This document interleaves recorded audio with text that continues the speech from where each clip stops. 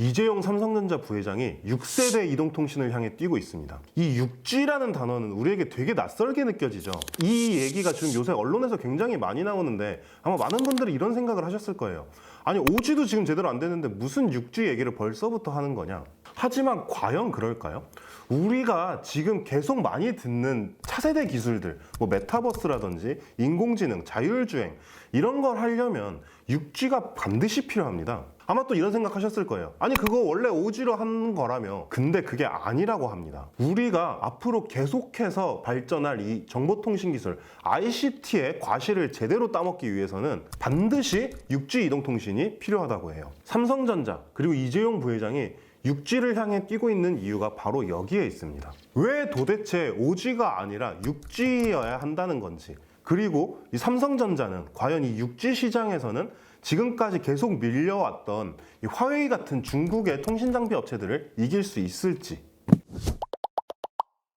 좀 극단적으로 한번 얘기해 보겠습니다. 5G는 6G로 가는 과도기에 불과하다. 아마 지금 이 영상을 보고 계신 분들 중에서도 5G 요금제 쓰는 분들 굉장히 많으실 거예요. 저도 2년 동안 5G 요금제를 썼었거든요. 지금은 알뜰폰으로 넘어오긴 했는데, 근데 실제로 이 5G 요금제를 쓰시는 분들 중에 5G 전용 서비스라는 걸 쓰시는 분들이 얼마나 계신가요? 이 5G를 활용해서 클라우드 게임을 하고 메타버스를 한다든지 가상현실을 본다든지 이런 분들이 실제로 그렇게 많지 않거든요. 5G 통신이 상용화가 된 게 2019년 4월입니다. 3년을 향해 가고 있어요. 그런데 여전히 통신사들이 우리에게 약속했던 수많은 5G 통신 서비스들은 전혀 대중화가 되지 못하고 있습니다. 이와 관련해서 여러 가지 원인 분석이 있습니다. 가장 대표적인 게 킬러 콘텐츠가 부족하다는 거죠. 하지만 킬러 콘텐츠가 부족한 건 둘째 문제고, 실제로 이 5G가 이런 서비스들이 나오기에는 기술적으로 좀 부족하다, 이런 이야기가 나옵니다. 우리나라 과기정통부가 발표한 6G 시대를 선도하기 위한 미래 이동통신 R&D 추진 전략이라는 보고서를 한번 볼게요. 5G 통신의 전송 속도로는 다수가 이용하는 초고속 융합 서비스, 자율주행, 가상현실 등의 보편화에 한계가 있다. 특히 5G 통신의 지연 구간은 무선 구간에선 1m초 내외지만 유선 구간에선 여전히 수십 밀리초인데 6G 통신은 이 유선 지연 시간을 5m초 내외로 단축시킬 수 있다. 가상현실을 한번 예로 들어볼까요? 가상현실은 사용자의 모든 시야를 디스플레이로 뒤덮여야 되기 때문에 굉장히 고도의 해상도를 요구합니다. 혹시 집에서 오큘러스 퀘스트 같은 어떤 가상현실 기기를 이용해 보신 분들이 계신지 모르겠는데, 그걸로 8K 영상을 보더라도 뭔가 조금 그 해상도가 부족한 것처럼 느껴지거든요. 근데 이 8K 영상만 해도 영상 크기가 엄청나게 크기 때문에 이걸 지금 5G 통신으로는 스트리밍 방식으로 보기에는 좀 무리가 있단 말이에요. 그러니까 이게 더 해상도가 높아지고 영상이 더 커져 보이면 당연히 5G 통신으로는 한계가 있을 수밖에 없겠죠. 한쪽에서는 이 3G, 3G와 5G를 비교하는 이야기도 나옵니다. 이 3G가 LTE로 가는 과도기에 불과했던 것처럼 5G 역시 6G로 가는 과도기에 불과하다는 거죠. 최남군 유한타증권 연구원은 통신서비스 2022년 전망이라는 제목의 보고서에서 이렇게 분석했습니다. 서비스 도입 초반에 언급됐던 5G 전용 클라우드 서비스, 이를테면 클라우드 게임 등은 대중화되지 못했다. B2B 분야에서도 이렇다 할 성과가 부재하다. 2022년이면 5G 통신 서비스가 시작된 지 4년 차로 접어드는데 왜 통신 3사가 28GHz 대역에 대한 라이선스 반납 이슈에 직면하면서도 망 구축 의무를 다하지 않는지 생각해 봐야 한다. 어쩌면 이제는 서서히 6G 준비를 하는 것이 현실적일 수도 있다. 5G의 상황이 마치 데자뷰 같다. 2007년에 도입된 3G는 이렇다 할 킬러 앱 없이 그저 그런 서비스를 제공하다가 생각보다 빠르게 2011년에 퇴장하는 모습을 보여줬다. 여기까지 들으면 왜 6G가 필요한가에 대한 질문은 대충 해결이 된 것 같아요. 그럼 다음 문제로 넘어가 볼게요. 삼성전자는 과연 이 6G 통신 시장에서는 중국, 화웨이 같은 업체들을 정말 통신장비 시장에서 능가할 수 있을 것인가? 이에 대한 해답은 미국이 주고 있습니다. 정확히 말하면 미국을 둘러싼 지정학적 문제들이 바로 이 문제의 열쇠라고 볼 수 있겠죠. 미국과 중국의 분쟁은 이미 통신장비 시장에서 이미 표면화됐죠. 미국이 이 얘기하는 거 되게 많이 들어보셨을 거예요. 야, 너네 화웨이 통신장비 쓰지 마. 그거 보안에 굉장히 취약하단 말이야. 이런 얘기 굉장히 많이 했단 말이에요. 미국은 5G 통신장비 시장에서 끊임없이 화웨이를 견제해 왔습니다. 하지만 화웨이는 탁월한 가성비를 바탕으로 5G 통신장비 시장에서 굳건히 1위 자리를 지키고 있어요. 글로벌 시장조사 기관인 데로로에 따르면 이 화웨이의 시장 점유율은 2위인 에릭슨의 시장 점유율의 거의 2배에 가깝습니다. 지금으로서는 5G 통신 장비 시장에서 사실상 화웨이가 판정승을 거뒀다, 이렇게 표현할 수도 있을 것 같아요. 그렇다면 미국의 전략은 어떨까요? 아마 삼성전자의 생각도 이와 비슷할 것 같습니다. 바로 5G가 아니라 새로 오는 6G 시장에서 우리가 한번 제대로 역전을 해보자. 최근 미국 통신산업협회 ATIS는 6G 시대의 미국의 통신 주도권을 주도하기 위해서 넥스트 G 연합이라는 단체를 결성했습니다.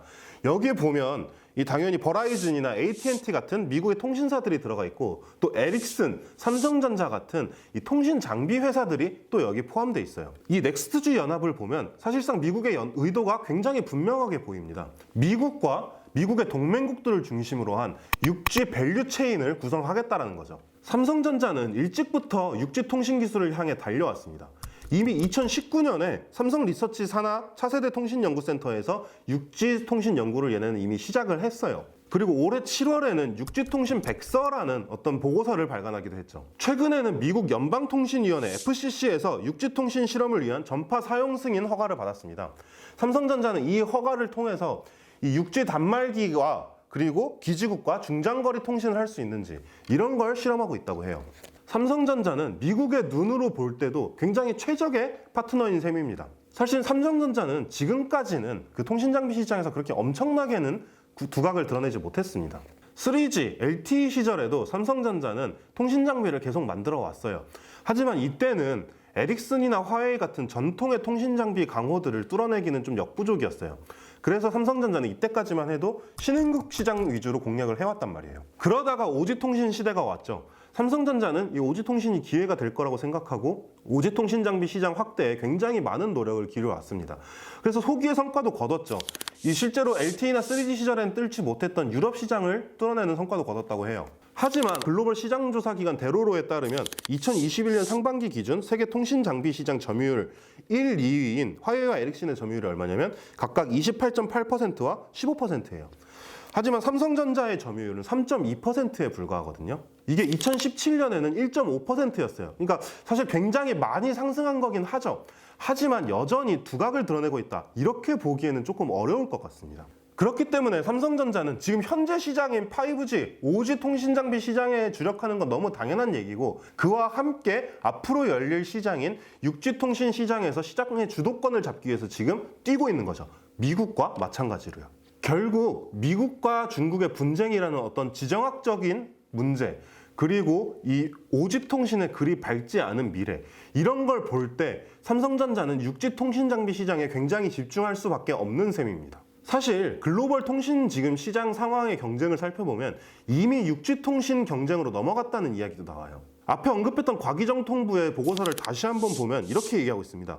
이미 해외 주요 나라들 사이에서는 6G 국제표준 선점 경쟁이 이미 시작됐다. 5G의 한계를 뛰어넘는 6G 준비를 우리도 본격적으로 추진해야 한다. 물론 5G 통신 장비 시장은 당연히 지금 이미 펼쳐져 있는 시장이잖아요. 삼성전자가 이걸 놓는다는 얘기는 당연히 아닙니다. 앞으로 넥스트 G 연합과 함께 이 새로 열릴 6G 통신 시장을 굉장히 철저하게 준비를 하고 있다.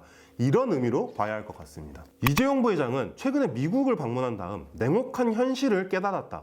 이렇게 얘기했다고 합니다. 물론 여기에는 반도체 시장 같은 삼성전자의 현재 주력 사업들도 당연히 많이 얘기가 들어가 있겠지만 통신장비 사업도 역시 예외는 아닐 겁니다. 5G 통신장비 시장의 상황뿐 아니라 사실 6G 통신 관련 이 기술 개발에서도 미국이나 중국에 비해서 우리나라가 굉장히 뒤처졌다라는 연구 결과가 많이 나오고 있거든요. 과연 이재용 부회장은 이 삼성전자 앞에 놓여져 있는 냉혹한 현실 앞에서 6G 통신 장비 사업을 뉴삼성의 새로운 기둥으로 우뚝 세울 수 있을까요? 오늘의 꽃구경은 여기까지입니다. 저는 돌아옵니다.